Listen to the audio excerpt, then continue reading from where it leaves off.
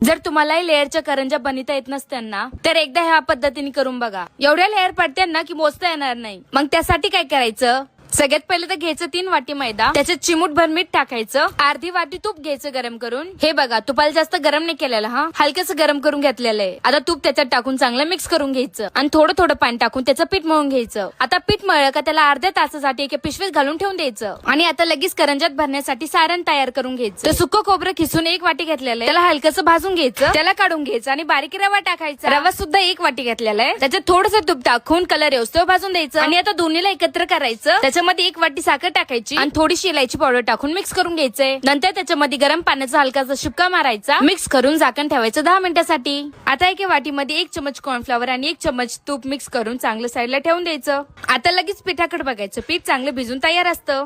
आता पिठाचा 1 गोळा तोडून घ्यायचा आणि चपाती सारखं मोठं लाटून घ्यायचं. अशा 4 चपात्या करून ठेवायच्या आणि लास्टला पोळपुटवर जी चपाती असते त्याला चांगलं मिश्रण लावून घ्यायचं. आता मिश्रण ह्याच पद्धतीने सगळ्या चपात्यावर लावून घ्यायचं आणि नंतर व्हिडिओ मध्ये दिसतोय तसा त्याचा रोल करून घ्यायचा आणि त्याला छोटे छोटे गोळ्यामध्ये कापून घ्यायचं आणि आता लाटायचं आणि मग साच्यामध्ये भरून त्याची करंजी करून घ्यायची. हे सगळं करायला लागायचं आधी तेल गरम करायला ठेवायचं. आता बनवलेल्या करंज्या तेलामध्ये एक एक करून सोडून द्यायच्या. आता हे बघा लक्षात घेण्याची गोष्ट म्हणजे गॅसला कुठंच हाय करायचं नाही, लो टू मीडियम फ्लेम वर आपल्याला करंज्याला तळून घ्यायचंय. तर तुम्हाला आहे ना मी एक करंजी तोडून सुद्धा दाखवते, बघा कसले लेअर पडल्यात आणि इतके खुशखुशीत झाले आहेत ना. खरं सांगते जर हा व्हिडिओ पाहून तुम्ही माझ्या